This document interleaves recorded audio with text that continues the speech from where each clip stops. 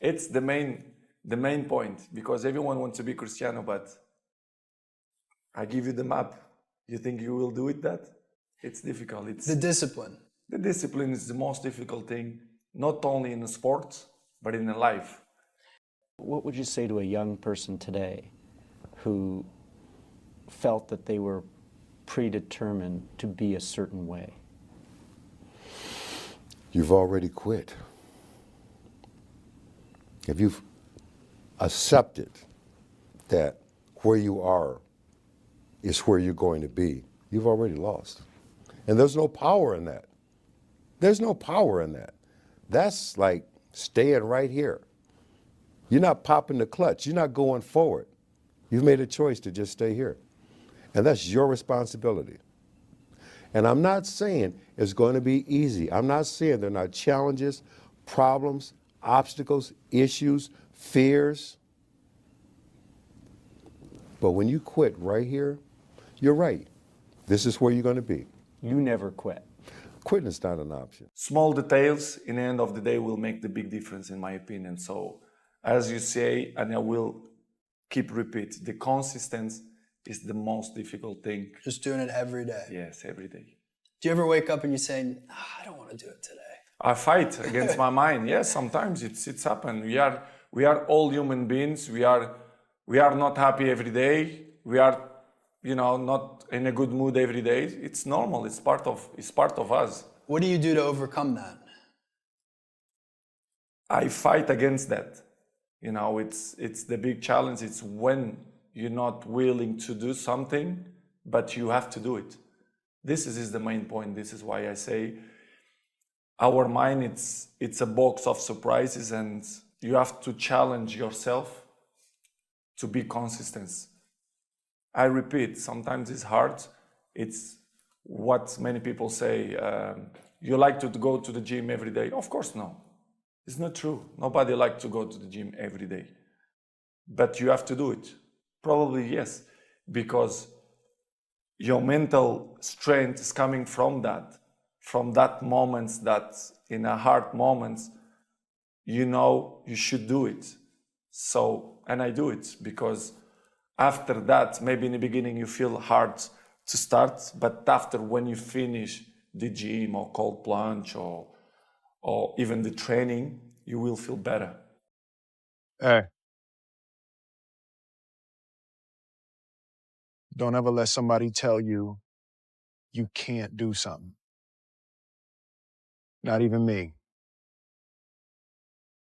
All right? All right. You got a dream, you got to protect it. People can't do something themselves. They want to tell you you can't do it.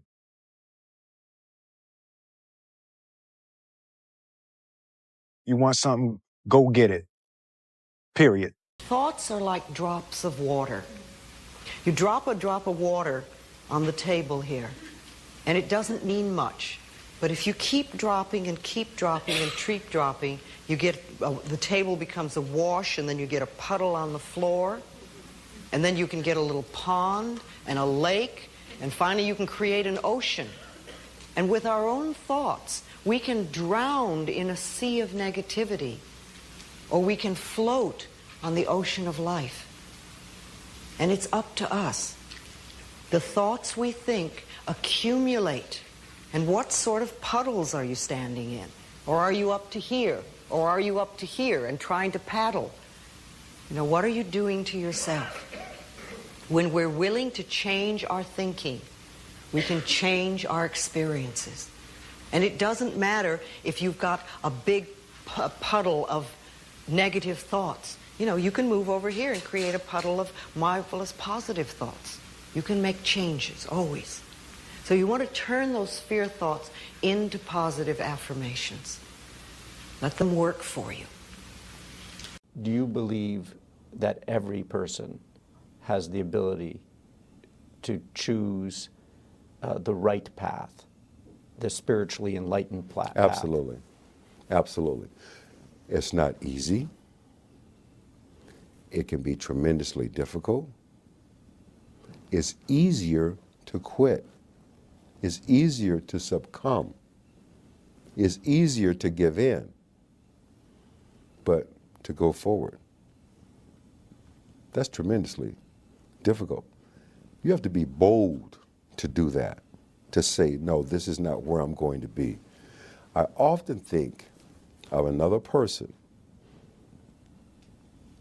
This woman and I are the same exact age, same zodiac sign, went to the same elementary school, and lived a half a block away from each other in my hometown, Milwaukee, Wisconsin.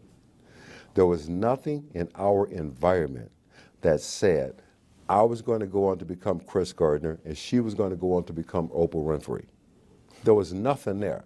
We chose.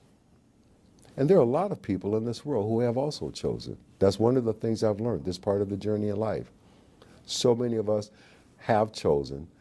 And one of the most important things that we have chosen is to break these various cycles. Cycles like links in a chain. We've chosen to break these cycles. We've chosen that, you know what? Whatever was an issue, a challenge, or a problem for me does not have to become generational and get passed on to my children. How do you love yourself, Louise? Because I talk about it all the time. So I made a list of how to love yourself. And it's even in poster and postcard form now. But number one on that list of how to love yourself is to stop all criticism. Just stop it, now and forevermore. And make a vow to yourself that you're going to do your very best from now on to stop criticizing, number one, you, and then other people. It'll be a lot easier to stop criticizing other people when you stop criticizing yourself. And look at you today, man. Yeah. And I just think that's really critical, right? And it's like, because everybody has dreams. And as much as you want to be able to listen a little bit, because somebody's going to give you a gem, but nobody knows but you. You can't get advice on what you should do with your life, right? Nobody knows what you are.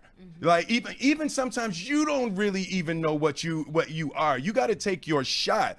And it's like, as much as you want people to agree and you want the people around you to be supporting your dreams and all, it's not going to be like that all the time. You got to do it alone. And people will help you, and when you get the ball rolling, people will jump on. But if you don't believe, nobody else is going to believe. People come along because your belief is so insane.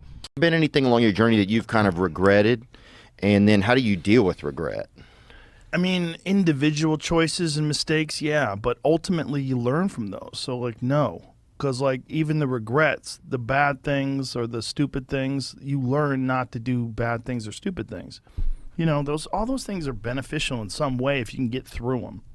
You know, if you like did something that resulted in someone's death or something horrible like that, yeah, it'd be a terrible regret.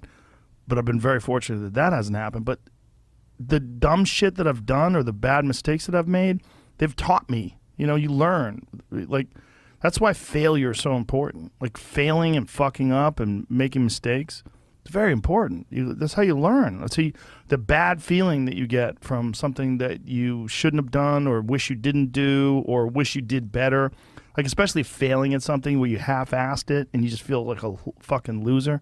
Like, that just teaches you. It teaches you to get your shit together. Well, you have such a good ability to learn from those things. Some people, I think, kind of it's just like it gets repetitive for some people. That's dangerous. Yeah, it's dangerous to dwell on past mistakes, because people sort of define themselves by the worst moments that they've ever had. And if that's the case, like some people are stuck in high school. You know, they're stuck in failures that they had like when they were first getting jobs, and they always think that they're a loser, and they don't like the feeling of failure, so they keep low expectations so that they never have to feel that. You got to get through it. You got to get through bad feelings. You got to get through failure. It's very important. And you get through it by just picking yourself back up and moving forward and going. But it's hard for a lot of people because that sting, they never get over it, the feeling of failure. And they don't have a good support system, like good friends. Like having a good community of friends is very, very important, because you could feel like down, like if a girl broke up with you and you feel like you're the worst, you're a fucking loser, like you're a piece of shit. But then you go out with your friends and you have a few laughs, and next thing you know, you're laughing and you're like, I'm all right. We'll be all right.